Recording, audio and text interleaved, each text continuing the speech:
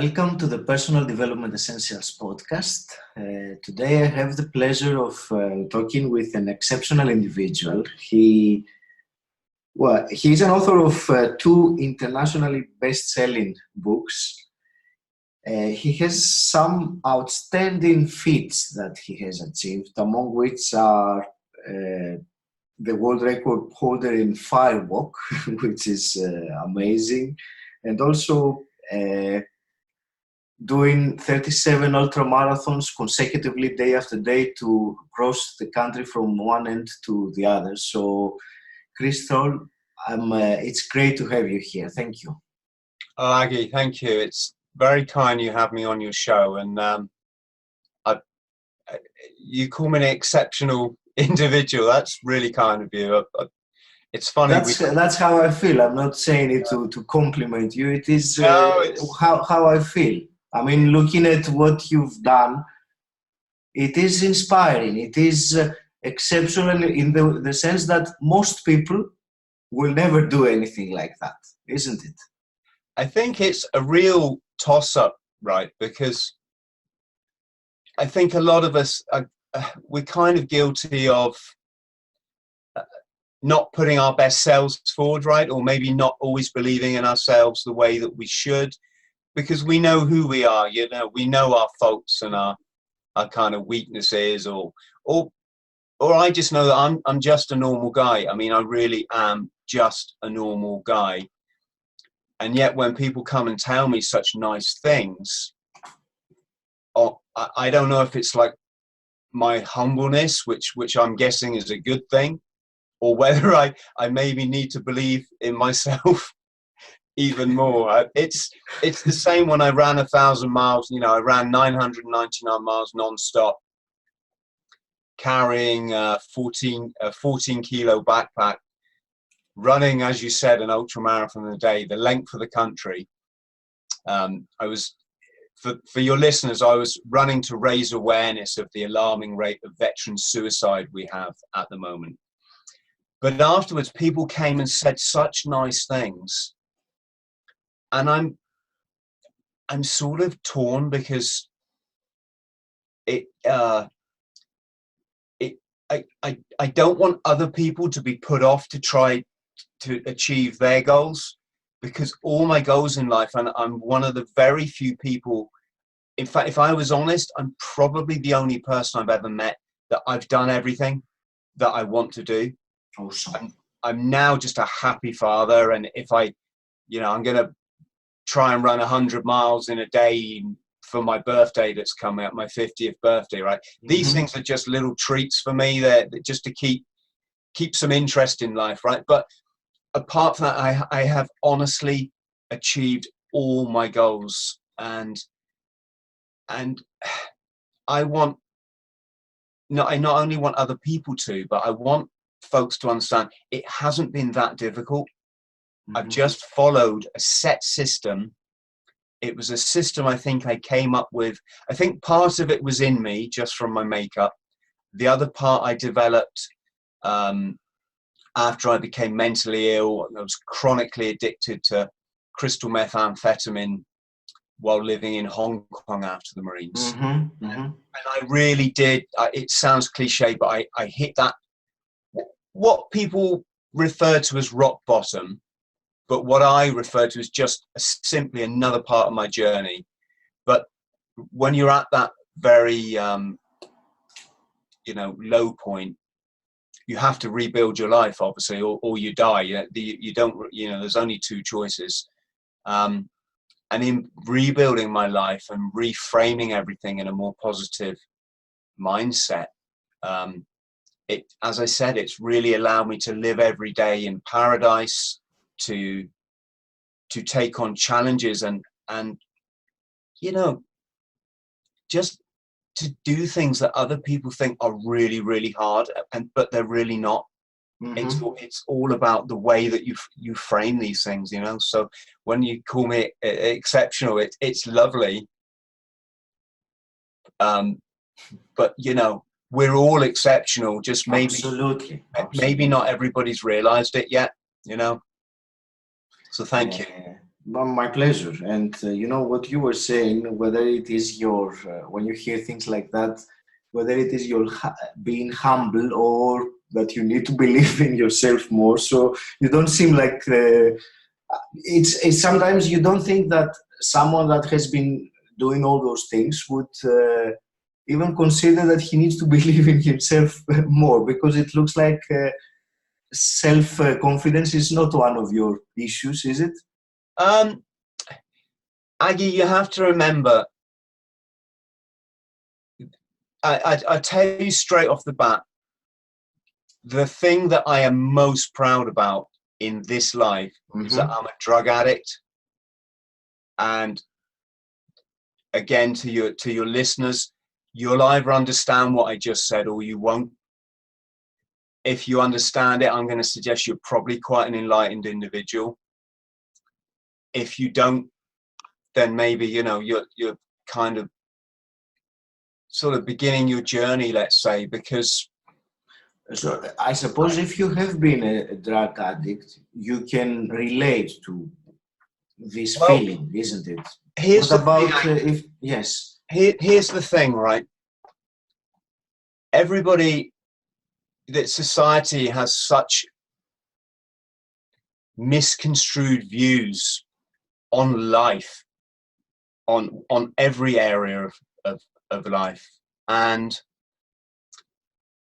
it's a bit complicated to dive into, but and it's kind of twofold. First of all, when I was down, there was nobody. Everybody left my life. I have one friend who had the decency to stay around me because he loved me, and he knew what I was capable of, and he knew that being mentally ill, I spent 7 months in experiencing basically schizophrenia, drug psychosis, and he could see my behavior, and he knew that this wasn't me, as it were. So when you have nobody else in your life and it is just you, you have to believe in yourself, Aggie, because if not, you're going to commit suicide. And this I always say, think about your actions, because you're either a person that pulls someone away from suicide or you're a person that pushes them towards it. There's no neutral ground, you know? And so I have built my life from rock bottom with no support groups, no medical professionals. They said I should have been admitted to a mental health hospital and I would never recover. I've been to no AA, NA, you know, I never made any grand pledges to stop taking drugs or to stop, you know, I worked everything out in a balanced system for myself, and it's like I did it. Mm-hmm. So, and in addition to that, I used my experience. It not only sent me in a different direction in life, so I wasn't such a greedy, narcissistic, capital-driven individual that society tries to breed. You know, this, you know, we've all got to live the American dream, and I learned who I truly was, and I went on to live, work, and travel in 80 different countries across 7 continents. I don't say this to blow my trumpet, but I'm a best-selling author. Mm-hmm.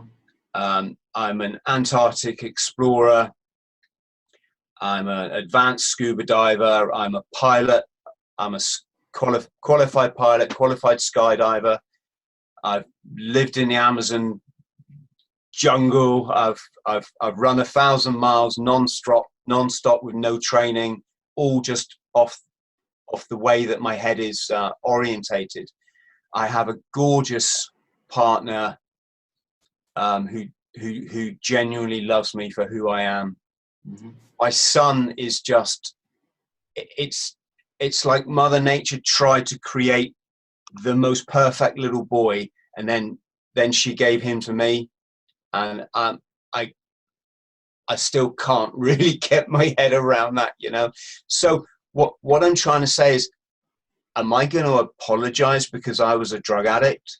Am I supposed to pretend that that's something I'm ashamed of, or that I've left? I'm so glad I left it in the past because I turned my life around. No, I didn't turn my life around. It was an experience that I went through, and I'm incredibly proud of it. And it is next to my son Harry. It's the thing that I'm most proud of, is that I've had that experience. And as far as like, you know, I used to be a drug. It's like I don't need to. My ego doesn't need to say that. You want to call me a drug addict? Fine, because it was probably one of the best things, the hardest things to go through. Especially, you know, and I appreciate not everybody survives. Some people do irreparable damage to their physical and mental health. I'm not saying that, but I'm just saying for me, it was a tough experience, but it brought happiness, ultimately brought true happiness into my life, and a sense of contentedness, you know. Absolutely. And it's the contentedness, I think, that possibly everybody is, or maybe not everybody, but a lot of people seem to be seeking in this society, which appears we have more and more people suffering from mental health issues. So, sorry, that was a bit long-winded, but That's okay. Can I ask you, now that you were saying about the experience from being a drug addict to the person and the life that you live in now, you mentioned that it's not about the turning point. It's not about turning the life around. It was the experience that led to that. But wasn't there a point that maybe you said no more of this because you have been suffering, and then at some point, doesn't it go like this, that like the curve start going upwards when you reach that point? Did you have a point as such, or was it just a period of time? no, I had a definite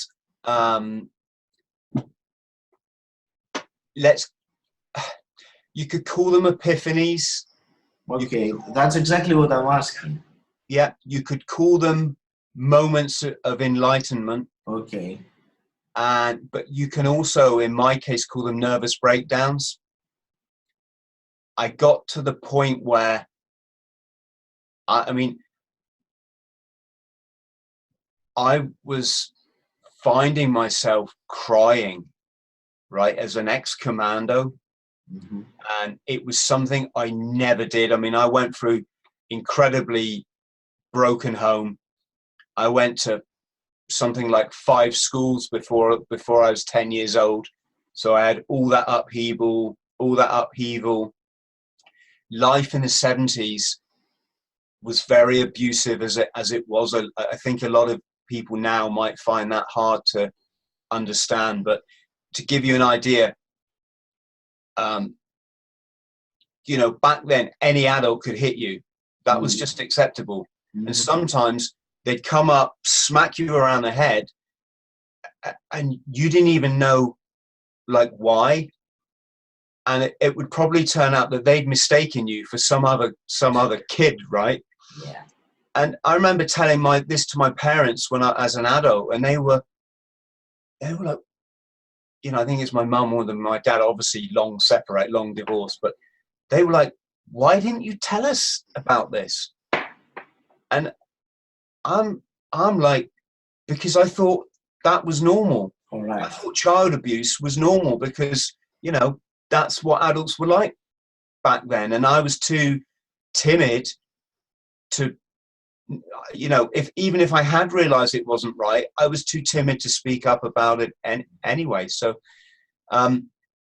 so as a result, I grew up quite hard, you could say. I had certain rules in my life. It's like, you don't cry. You don't feel sorry for yourself. You know, life can chuck stuff at you and you just got to take it on the chin and, you know, we used to say man up, so now what do we say? Person up. You know, you got to person up and face it. Don't feel sorry for yourself. And that was my mantra. You know, I was homeless for the first time at 15. I was smoking cigarettes in my school uniform, having no way to get myself to school. You know, perhaps hitchhiking, maybe, not knowing where I was gonna, you know, if I was gonna sleep in the phone box tonight. And you know what? I had this, like, so what? I'd rather have this tough experience than have it easy, because this is going to come good for me one day. I know that might sound crazy, but it was how I dealt with it, Aggie, right? And so fast forward to so your listeners know, I was in the Royal Marines Commandos. I served 7 years. I saw active service in the Northern Ireland conflict during one of the most savage years on record for the Troubles. Mm-hmm. Just to give you an idea, that in one day we had, I think it was something crazy like 171 serious incidents. That's bombings, shootings, mortar bombings, kneecappings, you know, burning out buses and cars, this kind of thing.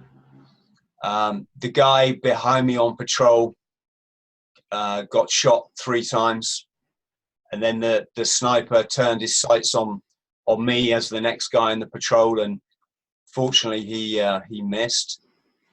After that, I did Arctic. I went up to the Norwegian Arctic to do Arctic warfare training, and then I traveled around the world on an aircraft carrier as part of a specialist 12-man Marines detachment. And you can imagine the kind of weapons they have on aircraft carriers. Well, our job was to protect them. I'm probably not supposed to say what those weapons were, but I think you can guess, right? Yeah. So, you know, I'd had a great time, and then I got introduced to a business. It was a network marketing business. I'd seen a few of these things before, and they just seemed just junky American trash, you know. Mm-hmm. But this particular company, I thought, wow.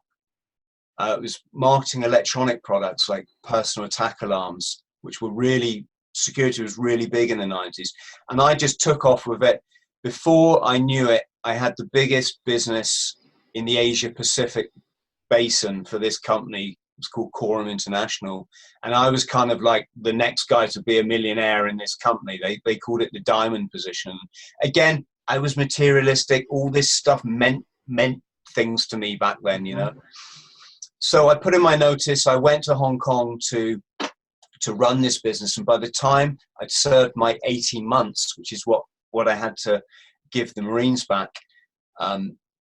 after putting my notice in, my business had completely withered out. The company that provided these products, Quorum, had basically gone bankrupt, and I was left with huge debt. So I gradually took a series of jobs that were just bizarre. Like I sold computer memory chips because I had a white face, which in the eyes of the old Chinese boss, look, you know, I've got Westerners working in my company. Look, you know, aren't I successful? This is like a little bit about Chinese psychology here, right? And then I sold advertising space in a business directory that it turned out it didn't actually exist. Our job as salesmen was to con businesses into often re-advertising with us in a publication that wasn't actually printed. A lot of these kind of scams went on in Hong Kong, and I obviously that played with my morals, so I couldn't do that long. And I ended up, to cut a story short, working for the 14K Triads, who's Hong Kong's most vicious triad crime family, as a nightclub doorman in the Wan Chai red light district, Clubland district. And by this time I was chronically addicted to crystal meth. I was in psychosis, which, as I said, is a form of schizophrenia. So I lived in a very crazy insular world for that 7 months. Fast forward to what people call recovery, mm-hmm. which, yeah, it's not a bad word. But I'm there in England. I'm not understanding, Aggie, that I'm depressed because people don't talk about mental health in England. People don't share their stories. Doctors are very bad. Doctors put themselves on a pedestal and they think they're above you, so they won't explain things to you, and they very much misunderstand issues around, for example, mental health and drugs, and you can't always deal with these things out of a textbook, right? So there I am, I'm chronically depressed after my experience in Hong Kong, which, despite what I've told you, was fascinating. It was a massive part of my life. It was a big part of my development as a young man. I absolutely loved working in the nightclub district, being a doorman for the 14K. You know, I had two fellow doormen in the club. Daisu was this 6'7" assassin who used to get smuggled over to China. He'd do a hit on someone and then he'd smuggle him back over the border into Hong Kong again. And Chu Chai was this hard as nails street fighter that just, whenever a fight kicked off in the club, well, all the triads would just dive and grab anything they could. It'd be like an ashtray, the ice tongs, a beer bottle, and they would just smash the people. I mean, you never seen such ferocity in your life, right?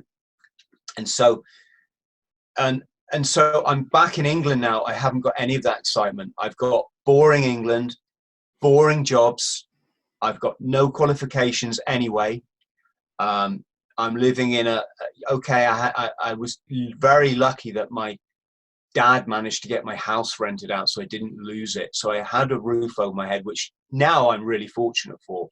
But at the time, I used to call it the rabbit hutch. You know, it's just a modern capitalist red brick 2-bedroom house so that the functionalist masses can go to their boring job every day and answer phones and ruin their backs sat at a computer, only to come home, watch 2 hours of soap operas and then go to bed and do exactly the same thing for every single day of the year, bar 2 weeks in the summer and a week at Christmas, right? And this is how my thinking was. I was so depressed with it. I could only function by buying drugs, but I didn't have the money we didn't have crystal meth in the UK anyway. But what I could get was base amphetamine or methamphetamine, not ice, what they have, which is what they have in Asia. And it was the only thing that could shift my mood up into being normal again. All right, it was a funny state of normal. It was a very high, hyperactive state of normal. But so I lived between these mood swings every single fortnight without fail. I'd get my drugs. I'd stay awake for 3 nights, 4 nights at a time, basically getting stuck into menial, unimportant tasks that weren't taking my life forward. Then I would crash. 48 hours later, I'd wake up. I'd be in starvation mode because I hadn't eaten anything for 4 days. I'd be utterly shattered because I hadn't slept for days upon end. I'd be skint because all my money had gone on the drugs. Mm-hmm. I lived on porridge oats mixed with pasta that I used to microwave and put cheap margarine and sugar in just so I didn't die. And I used to shoplift Bovril because it was too expensive. You know, I couldn't afford the £1.89 it cost. And I lived on Bovril on toast, and I did that for about 2 years. So coming back to what you're saying about the epiphany, mm-hmm. I finally ran myself so much into the ground that one day I woke up, I was in my boxer shorts and I was lying underneath my television set and I had a screwdriver in my hand. And you get this a lot when you have a problem with amphetamine. You wake up wondering, who am I? Where am I? And what the hell am I doing? And in this particular incident, which is about the sort of, I don't know, maybe the 5th or 6th time this has happened to me in different scenarios. I mean, one time I woke up in a hotel room. How old were you at that time, Chris? I was 26. All right, okay. what I would call a child. I know what you mean. You know, so I'd been to war with a machine gun as a child. That's a very brief kind of synopsis of what the military is. You know, they send kids off to war, and but anyway, that's not what we're talking about today. So I'm there, and I'm like waking up on the floor. Oh, that was what I was going to say. Yeah, one time I got woken up by the police in a hotel room in Hong Kong, and I didn't know who I was, Aggie. I honestly had no memory. They were shaking me, going, "Who are you? Who are you?" And I'm just, I could remember I was called Chris. That was the only thing. I said, "Chris, I'm called Chris." They said, "What job you do? What job you do?" I was a doorman. I couldn't remember that. So the only thing I could remember that I had been a DJ in southern China. So I said, "I'm a DJ in China." And it was completely wrong. I hadn't done that job for months, right? So anyway, fast forward to England, I'm waking up under the TV, and it took me a while to realize I'd gone so long without sleep. I'd crashed under the, I intended to go to lie. I used to lie in this filthy sleeping bag on a sofa bed because I was too depressed to go to a proper bed. It was, I just stayed on the sofa bed for 2 years, really. And this particular incident, I must have decided to go off to sleep, but my mind is hyperactive, and I have one more job to fix, which is putting a plug on the television, right? Mm-hmm. So I crawled under the TV, fallen asleep, woken up 12 hours later. I'm shivering cold, I'm starving hungry, I'm tired, and I wanted to go out the house and buy a Cornish pasty, which was there was a corner shop nearby, and I could hear the children playing outside my house. And despite everything I told you, and this is quite a funny thing, adults will judge you, children will just think, as long as you treat them with respect, show them time and love, and they will just accept you as you are. And because all throughout this challenging period, I'd still go and kick a ball around with them. They'd come and, ask me for advice, stuff that they wouldn't even speak to their parents about. And so I had this big group of kids in the street that kind of loved their Uncle Chris. And in this situation I'm telling you about, I couldn't go out of the house, Aggie, because I was too ashamed of myself. I had finally sunk to the point where I looked at the clothes I was wearing, and some of them I'd stolen off a guy addicted to heroin. I realized my wardrobe, like I hadn't bought any clothes for 3 years. My house was an absolute pigsty. And to top it off, these kids who I had this really special relationship with, probably helped keep me alive, I guess you could say. I was too ashamed to go out the house in case they saw me. Mm-hmm.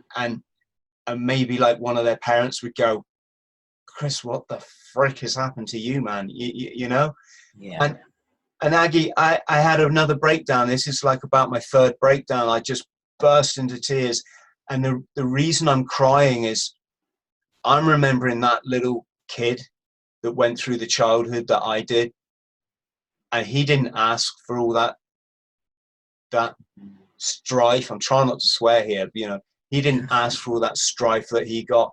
He didn't ask for adults to do what they, to beat him up and scream at him when his parents were getting divorced, even though he'd done nothing wrong, And I'm like crying for that kid, if that makes sense.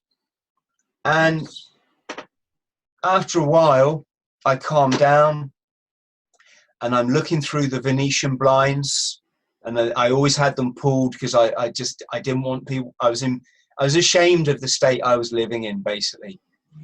And the sun was shining through, and if there ever was a metaphor, it's the sun, right? And the sun's shining through, and it's kind of telling me, "Chris, you're all right. You need to sort this out, mate, you know, but you're all right. And you didn't ask for all this, but you stuck with it. You believed in yourself. You faced off the Hong Kong Triads when they, you know, you thought they were going to kill you. You faced off having no friends left in the world.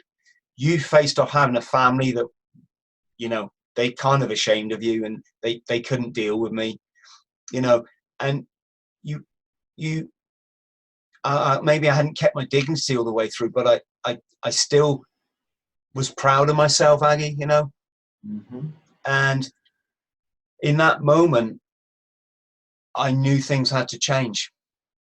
And I realized now that this drug, amphetamine, it was crystal meth in Hong Kong, this drug that I'd come across, and it was the only problem drug I tried a few party pills and ecstasy and, you know, party speed and this sort of stuff. I'd never had a problem with it. It was this crystal meth that was the key in the lock for me. For my damaged psyche, it was just like, you know, the gears were engaging and it made me feel awesome, made me feel energetic, it made me feel confident, it made me want to do things, right? And moreover, it made me learn a lot of stuff that they told me I was a failure at in school. So, you know, it's the reason why I'm now an author is it enabled me to put a pen to paper and start that career. It enabled me to paint pictures that were really quite good, even though I'd never painted anything, you know, not since like a kid at kindergarten. Yes. You know, and but I had to say, Chris, it's not working now, mate, is it? And let's be honest, it hasn't. These drugs, they haven't been working a long time. You say you're going to do this. You say that you know you're going to achieve this by buying these drugs every fortnight, and what are you achieving? You've got a smashed up house. You've got no clothes. You've gone from 13.5 stone bodybuilder. You know, I used to go in nightclubs. Again, I don't mean to say this to sound conceited, but it's just how it was. I'd go in nightclubs, wake up the next day, and I'd have all these phone numbers in my pocket of girls that had come. I was too shy to chat people up. They'd come and speak to me, right? And they'd say, you know, would you give me a call? And, you know, I'd gone from that, this huge muscles. They were utterly ridiculous. I looked stupid, but it's just how it was. And yeah, I was back at 9.5 stone, the weight, what I weighed before I joined the Marines, right? Yeah. And all these things were kind of quite unsubtle hints that I had to make changes. And it was in that moment I decided to make them. Exactly. That's what I wanted to ask you, because we talked about Tony Robbins briefly earlier, that I'm a big fan, and he says that it's in the moments of decision that your destiny is shaped. So the moment you make a concrete decision, 100% of you says, no more of this, I'm going that way, then everything changes. And Yes. I wanted to ask you, in terms of mindset or the way that you have been thinking. So if I would ask you, so compared to Chris before that, let's say, incident, that breakdown, and the person that you changed and then you started growing that person, what was the key difference on the mindset, the way of thinking? The seminal piece of information I would urge anybody to take on board, at least as a starter, is balance. Mm-hmm. You know, it's all about the balance. I didn't want to go to AA meetings and this. I didn't believe I had a disease. In fact, I know I didn't have a disease. I had a mental health condition, and a mental health condition in the context of addiction is a maladapted psychology. So if I had learned to take these drugs and that they would give me this result, well, surely when they stopped giving me this result, I could unlearn, you know. So again, for people listening, it's like the rat in a cage. If he pushes the button, he gets the reward, the food pellet, right? So he learns to push the button, he gets a reward. He pushes the button, he gets a reward. When the day comes you take away that reward, What does the rat do? He still pushes the button because his psychology, he's trained to get that reward. And it's the same with drugs. Long after the reward is gone and all the fun is gone, you're still pushing that button because you've trained your mind to do it. So I recognized I needed to untrain my mind and get balance back in my life. And these things take time.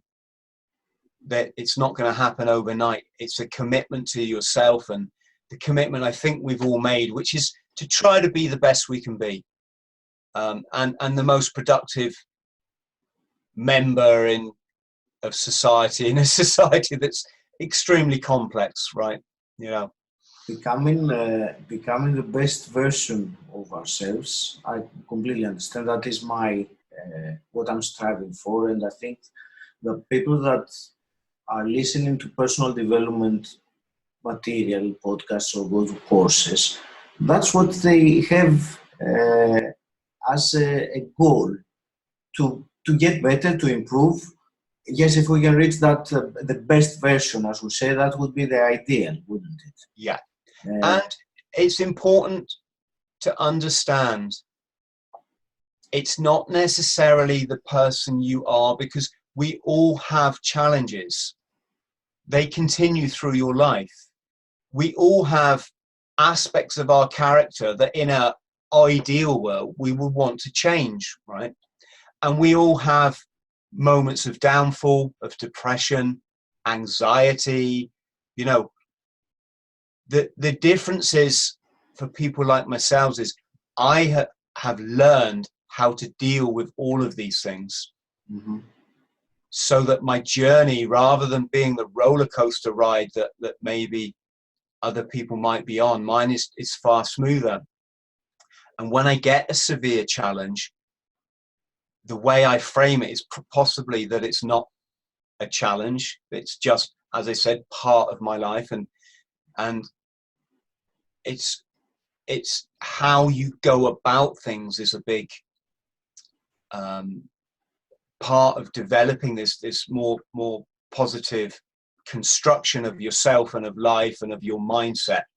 So I wouldn't want people thinking, oh, well, that guy's got it fine. You know, it's like, no, my life is, I have the same challenges you have. I wake up some mornings, I'm going to hopefully let you into a few what are secrets in society, because one of the seminal things, again, that you must take on board is the TV lies to you. The media lie to you. The politicians definitely lie to you. And none of these people care about you or work for you.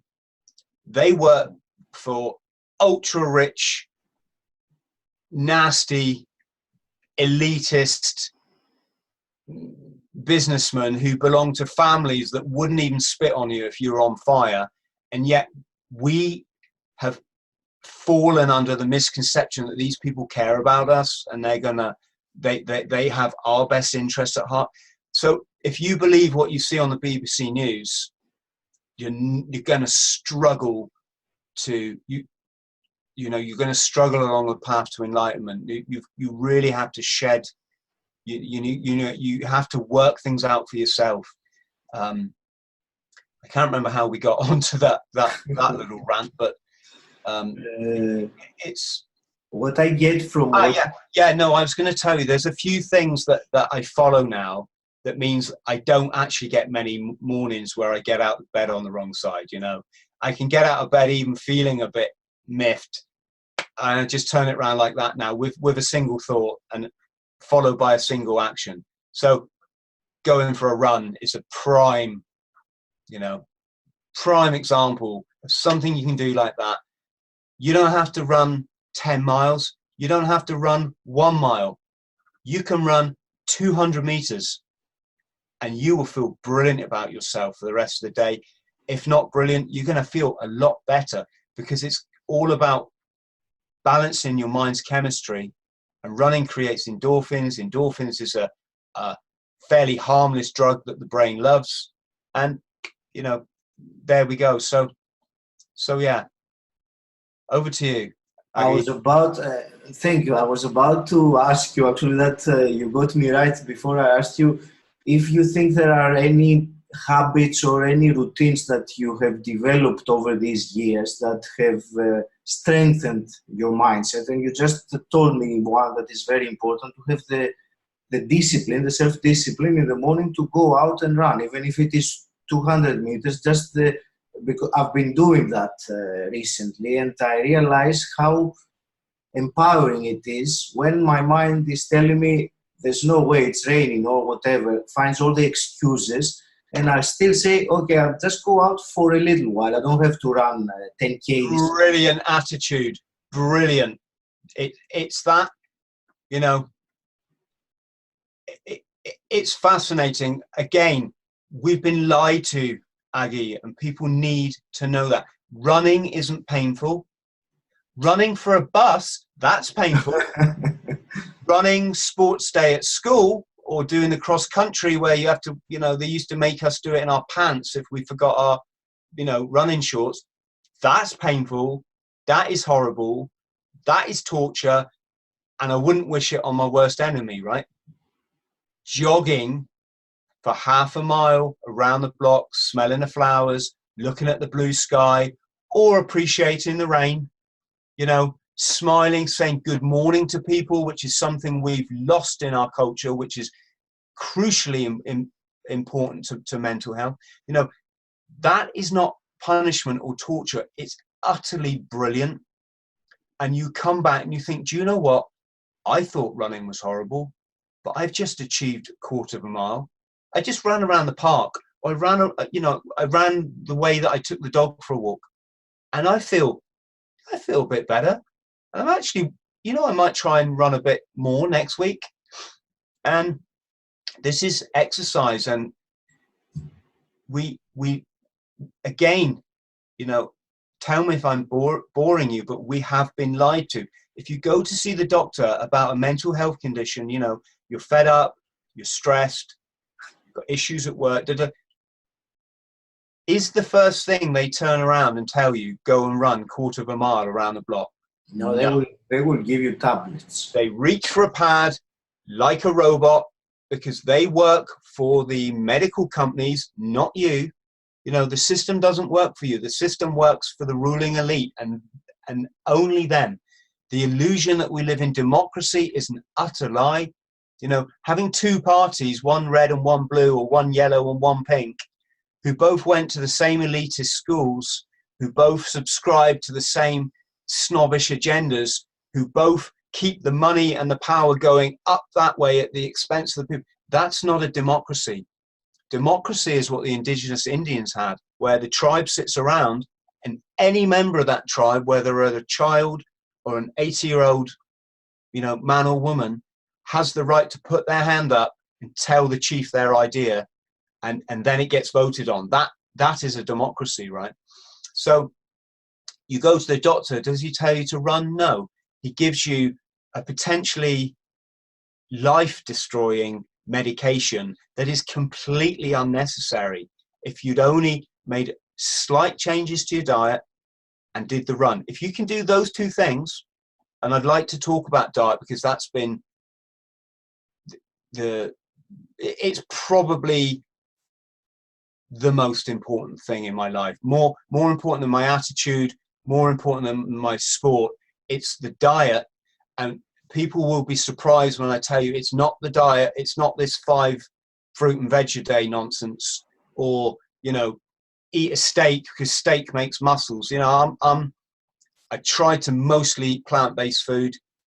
I don't do it because I care about animals, though obviously I care about animals. I do it because it makes me feel utterly brilliant. It cuts my recovery time down when I'm doing strenuous exercise. It's obviously good for the environment. It's good for animals. That's just how it is. But I'm not, you know, I wouldn't want people to tie me in with that word vegan, which now seems like a slur on people's character, right? Which is that's the insanity of the society we live in. Is the people that want to feed themselves right.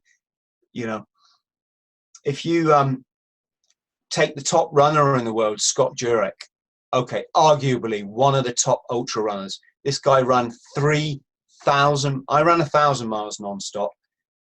This guy ran up and down mountains along the Appalachian Trail 3,000 miles non-stop, and he did it eating plants. You know, you take the world's strongest man. He's a doctor. He lives in Asia. You just, if you Google it and then Google plant-based or the word vegan, you'll come up with this guy. His name slips my mind, but he's the strongest non-steroid taking weightlifter. So basically, you know, he doesn't enter the competitions that the guys that take steroids do. He's a completely drug-free guy, right? He's the world's strongest man, and he only eats plants.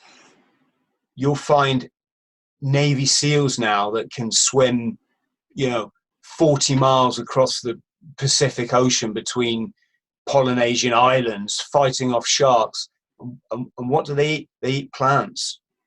And as I said, it's not all because we all love the animals, which, you know, as I said, we do.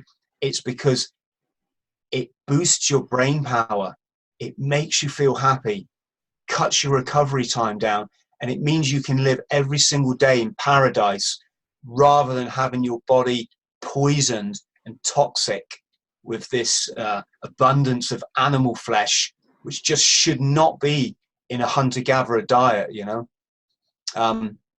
So yeah, I'll talk more about, if you'd like me to, I can talk more about how I keep everything focused through my diet. I would love you if you just explain that a bit more. The plant-based diet is something that it's becoming a bit more popular now, and I liked what you said earlier about not putting the term vegan. I like the way you said it. You mostly are on plant-based diet, so that sounds very, it's to the point, but you don't associate it with something that might be not look you know, all right in most people's eyes. Not that it matters, but I think it's a more friendly way for someone to be approached into this kind of a different diet. The way I see it, Aggie, is, again, we've been lied to, because the financial interest lies with the food companies. They want to tell you that you have to eat meat every day and you have to drink milk. Yeah. I mean, the notion that a human being should drink a drink that's meant for a baby cow is so utterly ludicrous. It's absurd, yes. It's utterly absurd. And the fact that we're supposed to get our calcium from a completely alien source, and then we wonder why most elderly people have arthritis, bone conditions from that very wrong source of calcium, right? But it's the mistake that people are making. And again, the truth that's been hidden is it's not so much about what you eat, it's the ratio that you eat certain products in. And again, to cut a story short, about 15 years ago now, I came back from traveling. I had a parasite in my stomach traveling. My insides were, let's just say, not right. So I wasn't sure if I still had this parasite. And I ended up going to see this medical guy. He wasn't a doctor. He was, he worked for a doctor. He worked in cooperation with a doctor. And he put my blood on an electron microscope, and he put it on a big TV screen, or I say electron microscope, you know, an electric microscope, and he put it on a TV screen, and he said, "So what did you eat last night?" I said, "Well, I was at work, late shift, I ate a bowl of shreddies." He went, "Yeah, that'll do it." I'm like, "What are you on about?" He said, "This, look." And he points on the screen and he says, these are your blood cells. Fascinating to see your blood cells for the first time, right? He said, "They're not bad, Chris, but they're slightly oval shaped, which means they're not as healthy as they should be." well, this was a first. You know, why has no doctor ever said that to me in my life? Why didn't they tell me this stuff at school? You know, he's saying, he said, you see these white clouds? There were literally white clouds floating in amongst my blood cells. I said, yes. He said, acid. You have an overabundance of acid in your blood. So off the back of that, I learned about how to eat in the right ratios to keep your bloodstream at the pH balance that nature intended. It's a very simple philosophy, but if you take a plant, right, now you might want to put petrol in, feed that plant petrol, right, because you put petrol in the car, petrol makes your car go fast and it's brilliant. Well, you put petrol in that plant, it's going to be fast and brilliant, right? No, of course it's not. You know, you could put a little drop in every week, say for 10 weeks, you're not going to notice any different with that plant. Come 15 weeks, that plant, you're going to start to notice bits of it are withering, right? Bits of it are dying. So you put a bit more petrol in, and then what happens? You, after 20 weeks, your plant, you know, it's really suffering. Then after 30 weeks, it's dead, right? It's because that plant has a pH level, and whether you like it, Aggie, or I like it, you can't change it and expect that plant to live, right? It's exactly the same for humans. Our blood should be around, don't quote me on this, but it's like 7.25 on the acid alkaline scale. And you can actually buy strips. I have them in my toilet. You know, you can test your urine or and your saliva, and it will tell you what your body, you know, the state that your body is in. So I learned that if you eat food in the ratio that we would have done when we lived in the nature, you've got to remember, when we came out of the caves, we wouldn't have gone to run down a woolly mammoth or a saber-toothed tiger or even an antelope, or we did get good at chasing animals down. No, we would have gone to the nearest bunch of bushes and we would have picked leaves, shoots, nuts, berries. You know, we would have known all of these. We would be able to feed our child within 10 minutes, 20 minutes from that bush that is over there. And that is the diet that through hundreds of thousands of years of evolution, our bodies are accustomed to. Of course, we'd catch the odd fish because we're primates and we're clever like that. We might find the odd dying rabbit and decide to nab that one. You know, occasionally we'd go on a group hunt and we'd chase down an antelope. If people are wondering about that, read the book Born to Run. It talks about how because mankind can run extreme distances because we sweat and we can cool ourselves down, we can actually chase down animals that are a lot faster than us, right? It's called persistence hunting. So yes, we would have done this, but we wouldn't have done it all day, every single day, right? And so our bodies have developed to have this diet in proportion, and all the nuts, the leaves, the shoots, the berries, they create a far more alkaline environment in the body than the meat, the coffee, the tea, the beer, the potatoes that have been so cross-bred over the years that they're not what they used to be when Sir Walter Raleigh discovered them in the South American jungle, right? You know, they've all been genetically modified, or they've been grown in soil that's not the best. But this is my whole point. So does it mean that I won't eat meat? No. If I want to go and have a piece of tuna, I love it, right? If I try to eat game meat, so stuff that hasn't been reared in a factory, do I eat every day? No, once a week. Okay. If I go out for a meal and it's a restaurant and they've got no vegan option, or it's the bloody 5-bean chili again, I'll buy something that I want off the menu, right? So what I'm trying to say is about this thing called balance. It's not about becoming a monk and you know, whipping yourself and making your life so difficult and hard and challenging that when you fail, you have to suffer the disappointment.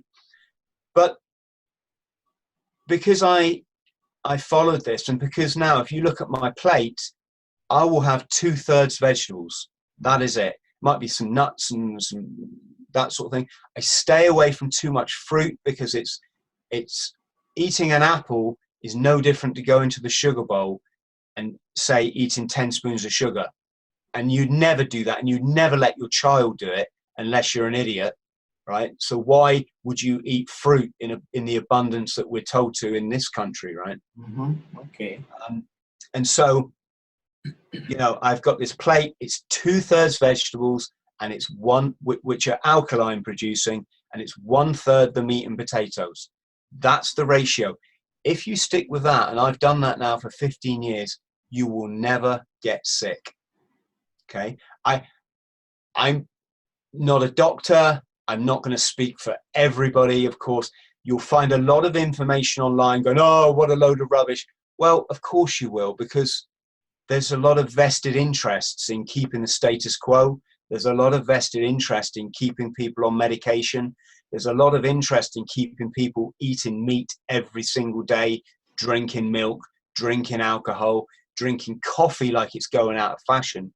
So I'm not going to sort of argue any more the whys and wherefores of that. I just want to say my story is haven't been ill for 15 years, with the exception of 3 periods of time when I came away from that diet, and I immediately got, you know, within a while, the acid built up in my system. You see, your body, Aggie, can only get rid of a certain amount of acid per day. When you're loading it up with all these acidic, acid-producing foods, your body has to store it, has to store those toxins, and it will store it in your joints. It will store it in places where your blood eddies. It will store it in fat. And after you've had a lifetime of that happening, you start to change the environment in your body. And our cells are so clever, they need a certain environment between this parameter and between that. And the Western diet pushes it outside of that, and it starts to change the chemical balance in your cells. And your cells say, sorry, I'm like that plant that you thought you could feed petrol. I need a certain diet, and you're not giving it to me. And I'm sorry, I'm going to start mutating. That's cancer, right? Or I'm going to start hardening or malfunctioning. Your arteries will. All the chronic diseases that people get are a result of many years of either nutritional abuse, and Exactly. also I would also add the emotional imbalances. When we live constantly in a state of stress or in a fight or flight mode, the chemicals in our body are not designed to be run on the long term. They are only for specific situations that we need to really do something to survive, not whether we'll be late at work or if someone did cut us off on the road. Yes, and it's about being sensible. It's not about going to any extreme. I can eat exactly the same food of any of my friends. I mean, maybe I choose not to. You know, yes. I don't need to eat chicken every day. I don't see the point in it, and it's quite cruel if you think about it. But I can eat any of the same food of my friends. I just do it in a different proportion, Aggie. You know, that's all I do. You know, and it's so good for your mental health. It helps you to live in that kind of higher plane. Mm-hmm. They talk about a lot of this sort of thing in Buddhism and spiritualism, and living in the kind of upper echelons of your body as opposed to the kind of depths, and keeping your thinking in this area. And I really, when I set out from John O'Groats to run 1,000 miles, I hadn't done any training. I hadn't been further than my car, which was parked right outside my house, for 2.5 years because I'd undergone spinal surgery. And I was able to stand at John O'Groats and promise people there and then that I'm going to run to Land's End. You just watch me. I don't want any advice like get a hotel, Chris, go to the doctors. You know, I'm not doing any of that. You know, if I get any injury, I will just run through them. You know, or I will find the way, is what I'm saying. You know, and I'm going to run an ultramarathon every day. So I went from not having gone further than the car for 2.5 years to putting on this 14-kilo backpack with all my camping gear. Had no support crew. It's just me. When I get tired, I'm going to sleep on the side of the road. Then I'm going to wake up and just keep running. And the reason I was able to do that is that I keep my head in this check, you know. I live in the kind of,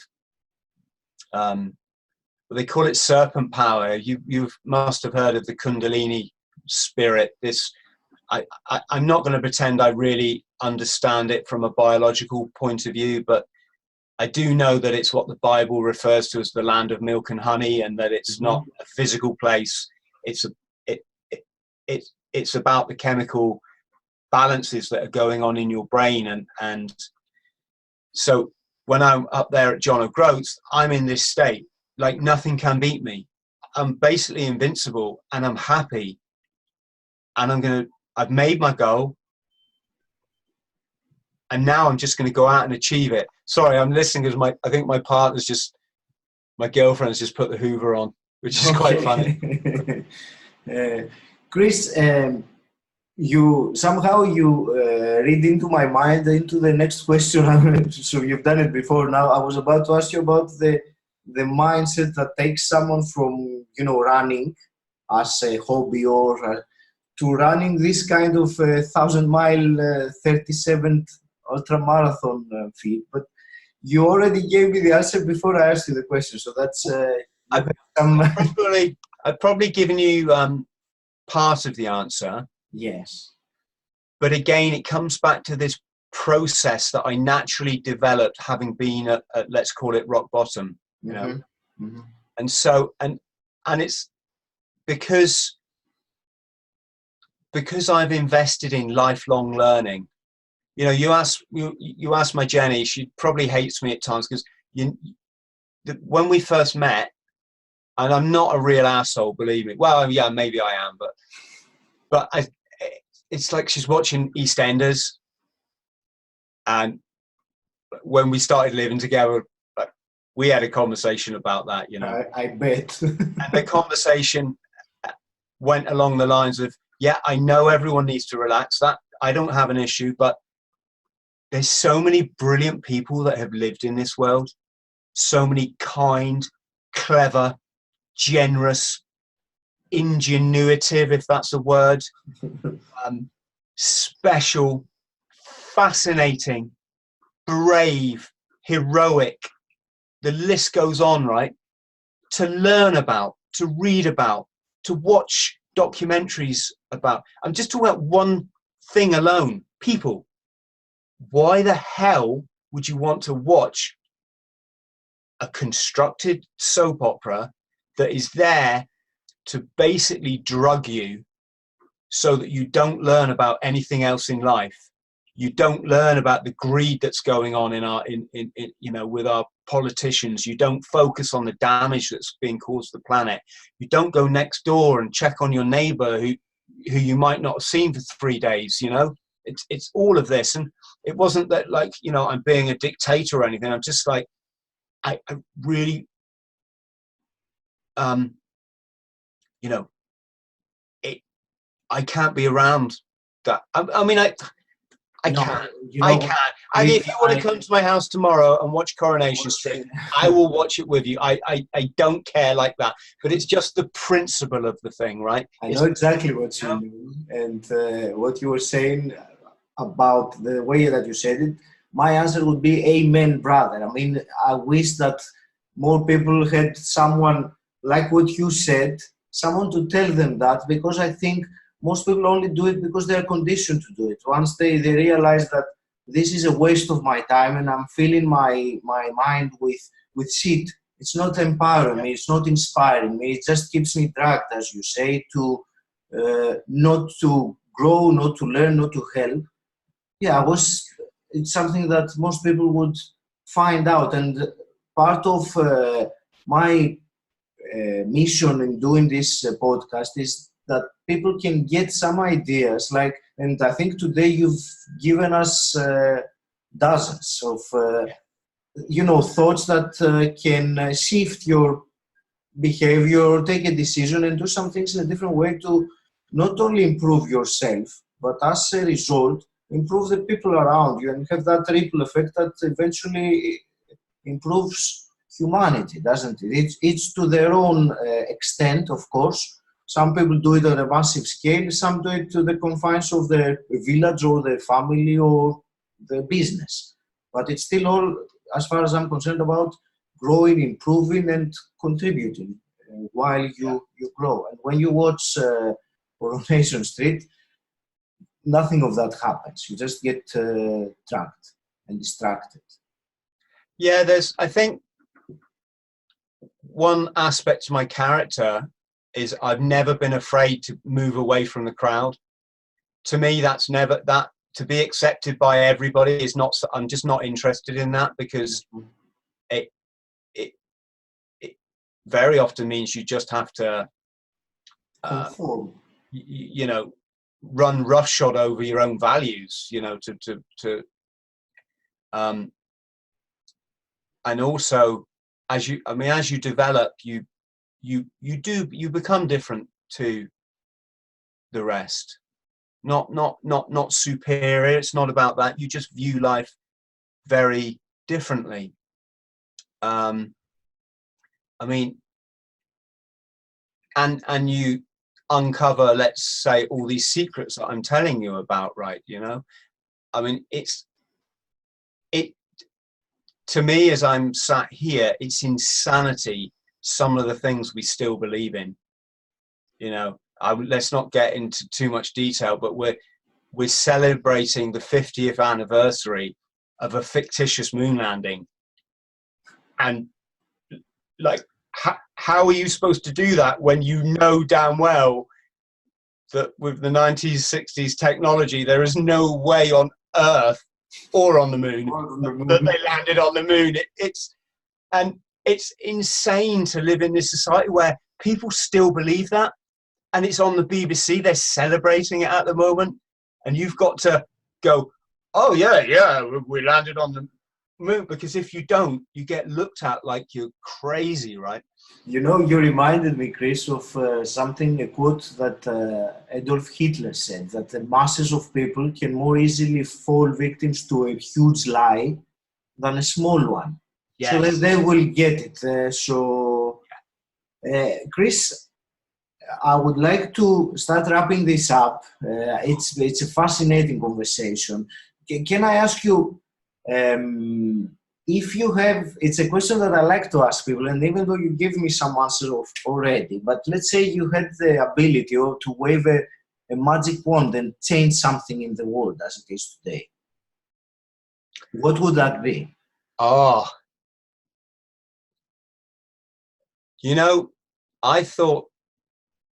have actually thought about this in the past. And again, without getting too deep, if I could take one thing away, I wouldn't change anything, because do you know what? The universe, it's fine with or without my input. It's an amazing place. I don't really need any answers in life. I'm not, I seek answers because I love knowledge, but I'm really not bothered if I die and I don't know what this whole universe show is. Some people are saying it's a simulation. I just love living. When I die, when I try to explain this to my son, I say we go back to the plants, the birds, the fishes. You'd be seeing your daddy running past it, in a deer or a dog or what. I'm not going to go for this fairy tale of heaven and hell and all this sort of stuff. And so I actually wouldn't change anything, because this planet, this solar system, this galaxy, this universe will be fine when we're all gone, which we probably will be, because humanity, civilizations come and go, species come and go, right? We're doing a pretty good job of wiping ourselves out. And do you know what? I'm almost like,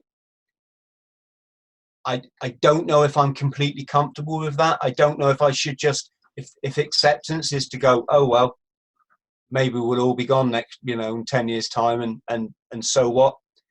I'm not going to get too emotionally involved in that. So from that perspective, I wouldn't change anything. But as far as humans are, like, I would change the sex drive thing, because I think it's what screws everything up, is this urge to impress the other sex. It's our genetic makeup, right? And I think if we could get rid of all that nonsense, if we could reproduce by, I don't know, like high five, that's it. It would stop the ego. It would stop these, destroying the rainforest to build, car parks. It would stop people going to their doctor and getting poison, and actually, maybe they get some good advice. I think that's at the root of all our problems. There you go. I've just said it. That's brilliant. Chris, how can people find out more about you? How can they connect with you? Because I'm most grateful for you sharing some really inspirational things that I'm sure I have personally taken so much out of this conversation. Yeah. Well, it's, Ali, let me just say, it's wonderful to speak to characters like yourself. You obviously have a love of humanity, which is why you've invested in yourself, and it's the same for me. Some of our ideas might sound jarring to other people, but it's sometimes the truth hurts. Sometimes we might have it a bit wrong, but we're trying to go in that direction. So I thank you for very much for that. As far as as getting hold of me, my memoir where I lost the plot in Hong Kong and ended up working for the Triad is called Eating Smoke. Mm-hmm. Eating Smoke, one man's descent into crystal meth psychosis in Hong Kong's Triad Heartland. My recovery memoir, which in many ways is a more valuable book. This is where I talk about my philosophies, of how my philosophies developed to just go out and live your life and get what you deserve for you. That's called 40 Nights, as in 40 days and nights in the wilderness. I called it 40 Nights. You can get hold of me at Facebook, Chris Thrall, facebook.com, Chris Thrall, just my name, Thrall. I'm Twitter, Chris Thrall. Just everyone knows how to Google my name, right? So that's me. And my website is christhrall.com. If anybody would like me to come and speak, I'm just started working for a public speaking company, but at this stage I would just send me an email, and then I'll put you in touch with who they are. That's brilliant. Yeah. Chris, thank you very much for your time and for the conversation and for the tremendous value and inspired comments that you made. Well, you just made. Oh, no, I mean it. There are things I've been making notes while you were saying some things about the diet and things like that are certainly worth more of my involvement and finding out more, so I can then start spreading myself this message that maintaining, for example, an alkaline diet is so important, which many people might have heard about, but they don't have necessarily the knowledge to take the action to actually utilize it. I'm using that as an example out of everything else that you said. So the one thing that I hear more and more, and which makes more and more sense, is we just need to speak the truth, however unpleasant or abstract it might seem, because then people have the choice. they can take that information, or they don't have to take it, but at least you've given them the choice, right? So that's kind of where I'm at. Maybe when we next speak, which would be great, I can talk more about how I frame challenges. Mm-hmm. The way that, for example, you probably heard this, I always begin with the end in mind. So when I set out to do something, I'm not thinking about the task. I'm thinking that I've already achieved it, which is very much the case with running 1,000 miles. Mm-hmm. Because I think that could really help people. I will gladly accept what you just said, and we will arrange at some point to do a part 2 where we will focus solely on personal development. Yes. And tips, tools, techniques, habits, hacks, all those things. We'll sort that out for sure. So once again, thank you very much, Chris. Lovely to speak with you, and I wish you all the best. Thank you, Aggie. You've been very kind. Thank you. Bye-bye. Thank you all for listening. Thank you.